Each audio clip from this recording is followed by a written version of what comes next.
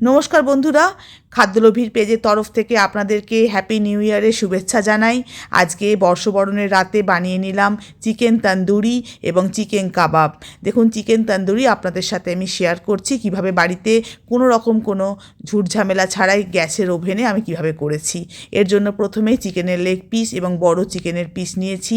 তার মধ্যে দিয়েছি আদা, রসুন, কাঁচা লঙ্কা, ধনেপাতা বাটা, দিয়ে দিলাম চিকেন তন্দুরি মশলা, টক দই দিয়েছি গোলমরিচের গুঁড়ো এবং গরম মশলার গুঁড়ো আর কাঁচা সর্ষের তেল, আর দিয়েছি কাশ্মীরি লঙ্কার গুঁড়ো।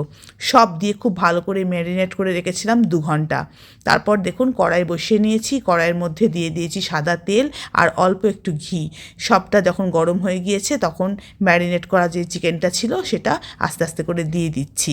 মনে রাখবেন, এটা দেওয়ার সময় কিন্তু গ্যাসের আঁচটা কিন্তু হাই ফ্লেমে থাকবে, কারণ এটা কোনোভাবেই কমানো যাবে না।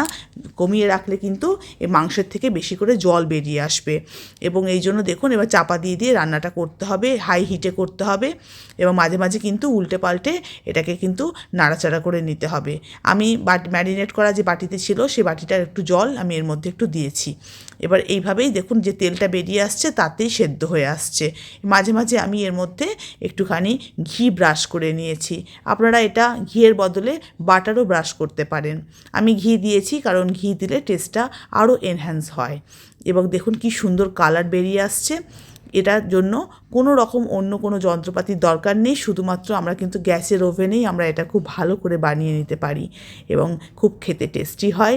আর চিকেন তন্দুরি তো বাড়িতে এইভাবে বানালে বুঝতেই পারছেন বাড়ির পরিবারের সকলেই খুব মজা করে খাবে।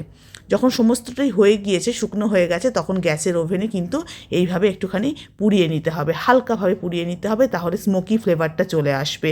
দেখুন, রেডি হয়ে গেছে চিকেন তন্দুরি।